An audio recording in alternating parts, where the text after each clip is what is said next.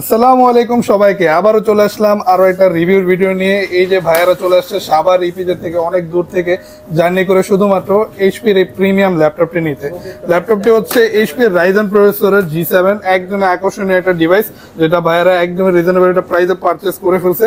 ভাইয়ারা আসছিল সম্ভবত আমাদের ভিডিও দেখে। ভাই কিভাবে আসছেন, কিভাবে আমাদের শপের সন্ধান পাইছেন একটু জানাবেন।